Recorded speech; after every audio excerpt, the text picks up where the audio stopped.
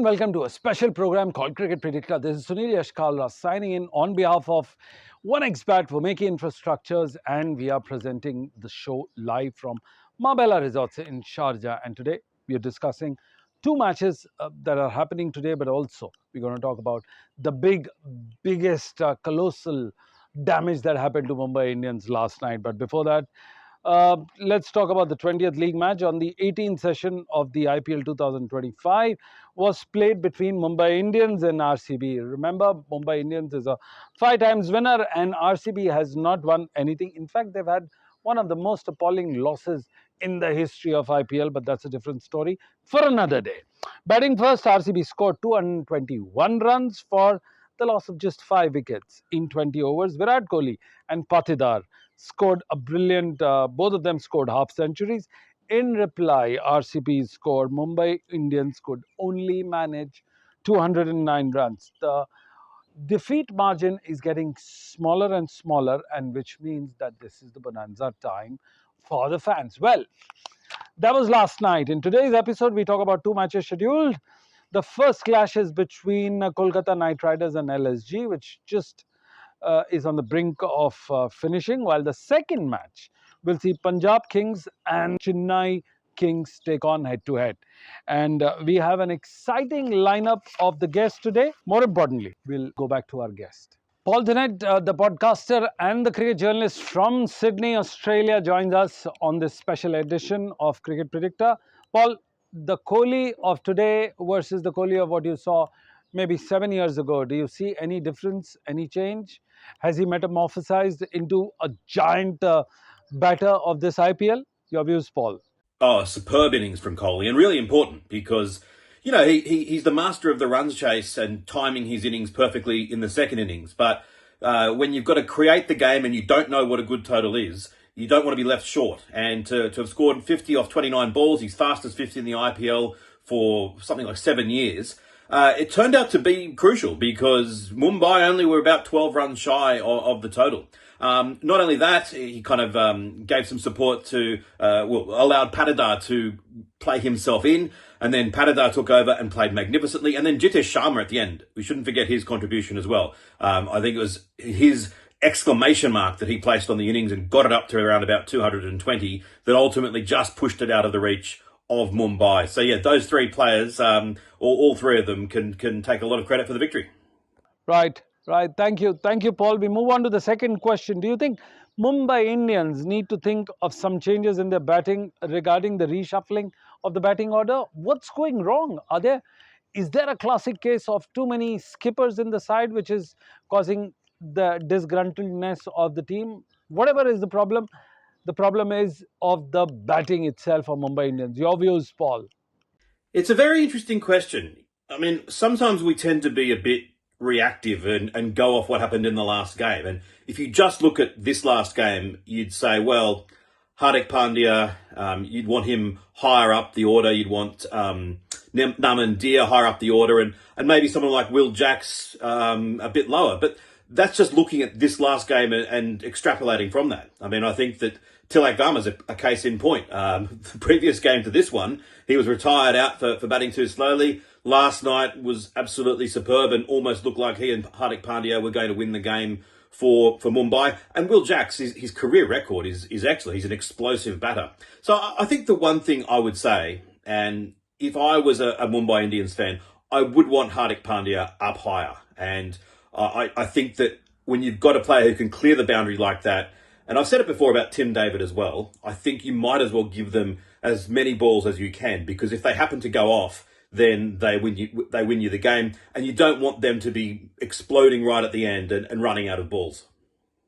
Right. Paul, we move on to our last question for you for the day. Was Krunal Pandya, yes, Krunal Pandya, brother of Hardik Pandya, was the big difference between the Mumbai and the win in this game today? What do you think is the overall situation of the Pandya brothers? Your views?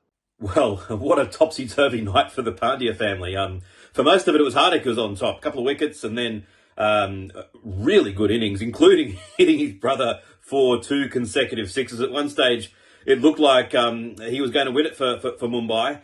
I thought it was actually a mistake that Mumbai made off the last ball of the second last over when they took the single that would mean that Santner was going to be on strike for Krunal Pandya's final over. I know Santner had hit Hazelwood for a six the ball before, and he certainly can hit a long ball. I just think that Naman Deer is a much more explosive batter, and if I was a Mumbai fan, I would have wanted him on strike to Krunal in that final over. Wasn't to be. They needed 19 to win off that last over, Mumbai, and instead Krunal, who'd been mixing his pace up impressively all night, claimed the victory, 3 wickets in the final over to get the last laugh for the Pandya family. Yeah, no mean feat to defend. You know, you'd think 19 off the final over is pretty hard, but in this modern IPL, anything is possible. So congratulations to Krunal Pandya. Right, right. Thank you, Paul. We'll let you go. We'll also invite Toss Rizvi, one of the finest cricket journalists in the country, who talks about very candidly about the loss of his beloved Mumbai. Yes. Toss, what should be the suitable approach of Mumbai Indians in the IPL this time for the debacle and the consistent defeats they've been having? The match at the Wankhede Stadium was an exciting encounter, a high-scoring one, and Mumbai Indians put up a superb show against the Royal Challengers Bangalore in a high-scoring game, right? I mean, they were chasing 222 and they were almost there till Royal Challengers Bangalore came up with some good bowling at the death. But again, the approach at the top is the most important thing. I mean, Hardik Pandya did his job. He was fantastic. He was hitting big shots at the Wankhede. Tilak Verma came good as well. I mean, their partnership was as crucial. Surya Kumar Yadav couldn't do much what he had done in the past. But then again, it's the top order that has to be questioned, or maybe that has to improve. I mean, particularly Rohit Sharma. I mean, he has to come good right now because he's the senior most player. He has to take up the responsibility.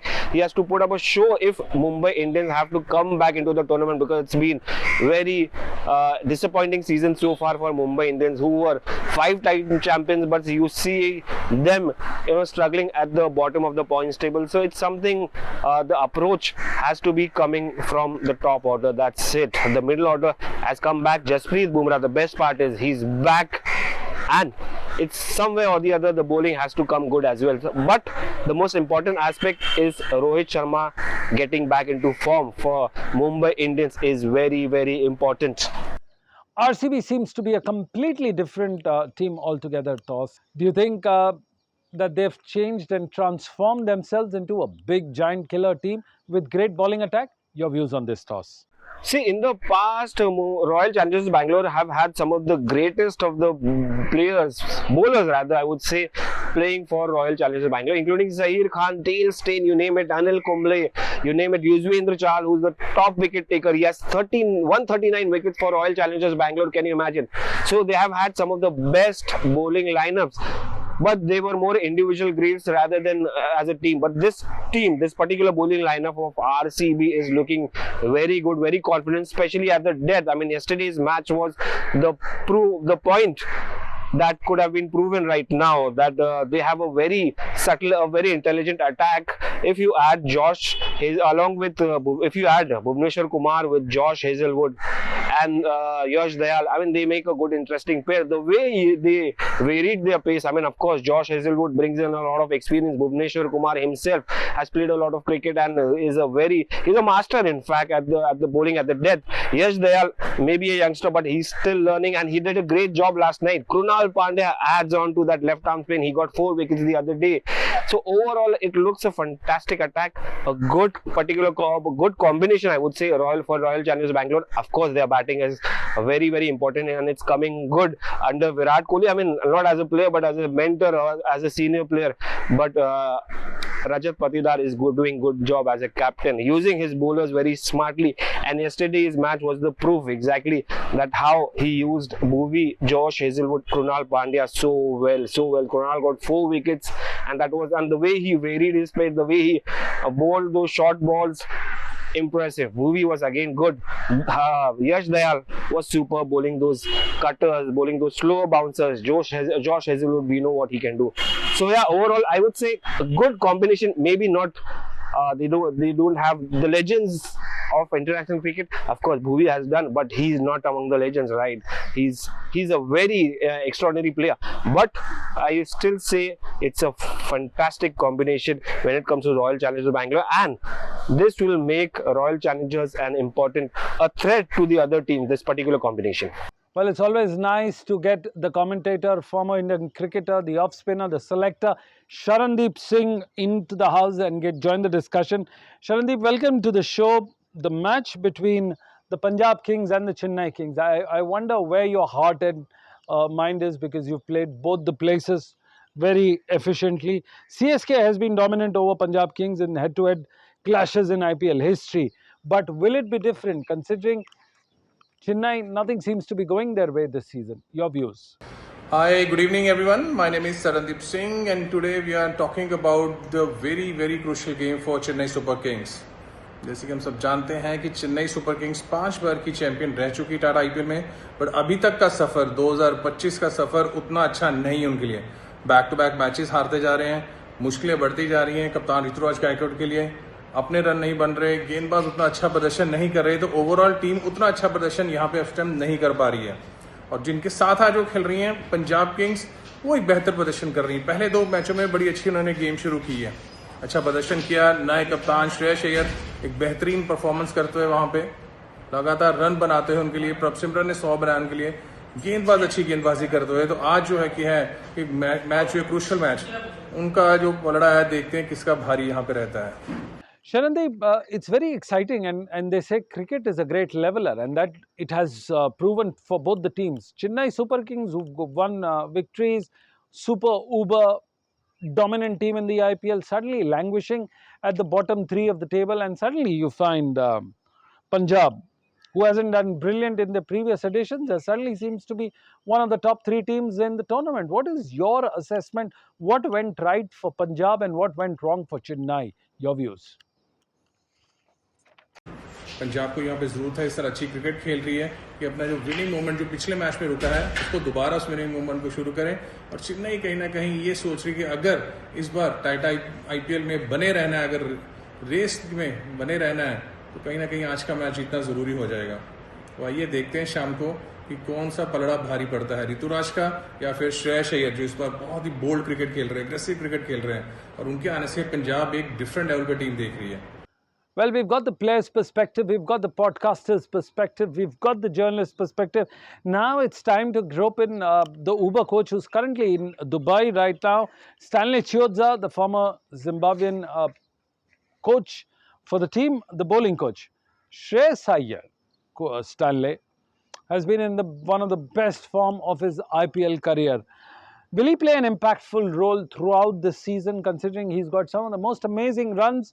His strike rate is better. The average is soaring high. His shot selection of the match is absolutely impeccable. Do you think he's one of the top contenders for being the difference between the Punjab this year and the Punjab of the yesteryears? Your views, Stanley?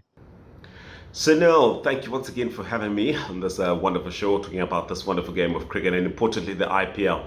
Shreyas Iyer playing at home for the Punjab Kings. Most certainly, the fact that he's on that playing 11, that's an impact already, Sunil, because you have to worry and think about him. You have to make specific plans in trying to make sure you get this man out early. Rajasthan Royals do that. Jofra Archer at his best, making sure that they got rid of Shreyas Iyer, and the result was there to be seen. I mean, he's been performing for them. Early on in the season, there are 2 wins. You know, he's played a very big role with the bat in that. The one time he doesn't get to score runs, the team doesn't do well. Why? They exposed the middle order. Okay, and hence the middle order that had been happy to watch from the sidelines gets an opportunity to do job, and the result is 155 in a chasing effort of over 200. So, are these conditions home? You know, Punjab Kings have a lot of work to do here. 6 matches have been played, and they've only won 1. You know, so they're still in that conundrum in trying to decide what is the method, what is the style of play, what conditions are we good at, you know, so that we can perform and have good results. We turn around the fortunes that have not been good playing at home. So not only do you have to think about your own batting as captain, Shreyas, he's got a lot on his shoulders, you know, having to lead the style of play, having to score runs, but up and above that, you know, think about what are the conditions that can make us successful and turn around the home fortunes. They've won away, they've done very well in that aspect, but you need to start performing in conditions that you can call yours so that you can solidify your performances. Okay, so there's lots of work with regards to uh, Punjab Kings in trying to find that balance. You know, when you bowl in your last match, only for your first match at home, your bowling lineup goes for over 200. That's a concern. Home conditions, and when you're coming into bat, you all out 155. That's a concern. And up and above that, your main man who's in form also didn't perform. So something to think about going into this new match, and something that CSK will definitely be looking at and saying, hey, we've got an opportunity here. Let's try and capitalize on this. Stanley, when you look at the bowling and the batting department, there seems to be very little difference between the two teams when it compares. So, do you think it will come down to the toss, the team winning or losing the toss seems to be on the winning side? Do you think toss will play an important, crucial role in today's match? Your views? So for me, the toss is important in that this is the sort of surface that gives both seamers and spinners some assistance. Okay, but more importantly, as the game progresses, the ball starts to grip a bit more. Okay, which means in the second innings, spinners play an important role. If anything is to go by, let's have a look at the Rajasthan Royals match versus Punjab Kings. You know, Rajasthan Royals, their bowling attack, perfect combination. You know, Jofra Archer started off well, 3 quick wickets up the order, and in that middle period, you know, 3 spinners came into play, and they were fantastic. Okay, so this is something that both captains, you know, of CSK and or Punjab Kings will be looking at and looking to a lot, because if you're a Punjab Kings captain, you don't want to be facing that spin attack of CSK batting second, chasing. You know, things haven't gone well already chasing for Punjab Kings in their match versus Rajasthan Royals. Ideally, you win the toss. Okay, you want to be batting first, face that bowling attack with loads of spin. On a surface that is not giving them much assistance with the ball is coming onto the bat. Be that as it may, if you're the captain of CSK, you actually also want to bat first, right? And then as the wicket deteriorates, and how effective will that spin attack led by Jadeja and Noor Ahmed, who has just been brilliant, for CSK this season. So the toss is going to play a very, very crucial role, tactically speaking. These are both teams that are coming out of their last games with a loss. But be that as it may, Punjab Kings find themselves in a better position, having won at least 2 of their last 3 encounters. The only conundrum is having the last one at home in this very venue that they're playing in. However, if you were to ask Chennai Super Kings which position you would be, they'll gladly take the position that Punjab Kings are in, because things have just not gone well, having lost 3 matches of their first 4. So you win the toss here, bat first. We let go of a Zimbabwean coach and get the former Zimbabwean speedster, Christopher Mpofu. Christopher, most of the CSK batters, except for Gaikwad, have failed to live up the expectations. In fact, Gaikwad has had 2 half centuries under his belt. Do you think it's a big concern for the batters to go in? So you have CSK versus the Kings 11. For me, there will be a bit of big concern for CSK, the 5 times champions.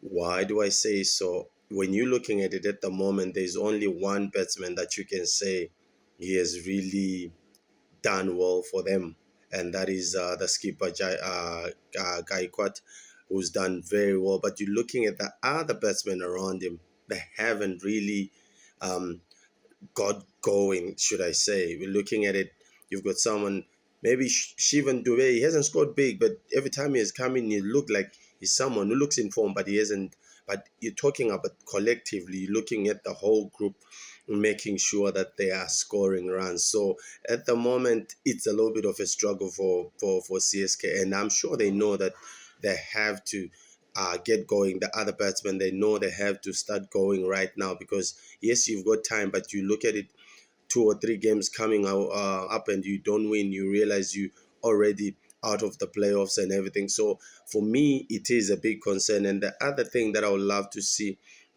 we keep talking about the great Dhoni.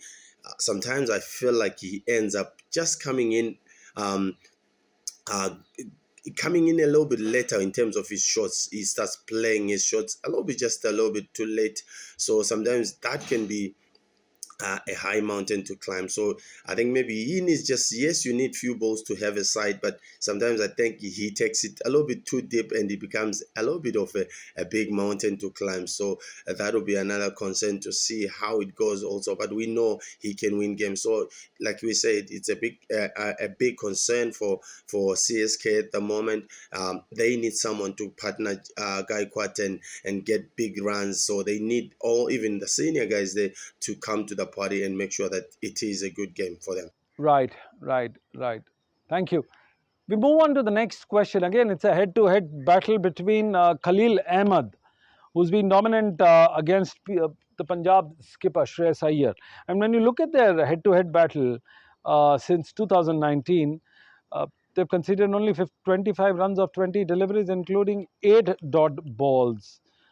The only sigh of relief and the only reason why Khalil looks dominant is because of his spin, his space, his skill, and his temperament. Do you think Shreyas Iyer, being in the form that he is in, we can expect a big match and the showdown between the two players? So another good contest, Khalil versus Sheras Ayers. So for me, that's another very good contest. When you're looking at the head-to-head record between these two, you have Khalil Ahmed bowling about 20 balls to Aya, and he has scored about 25 runs. Unlike the Aya that we know, he normally takes the bowlers apart, and he has dismissed him twice in those 20 balls. So you're talking about almost 3.2 overs of Khalil bowling to Sheras Ayers and dismissing him twice. He's got 8 dot balls in those 20 balls,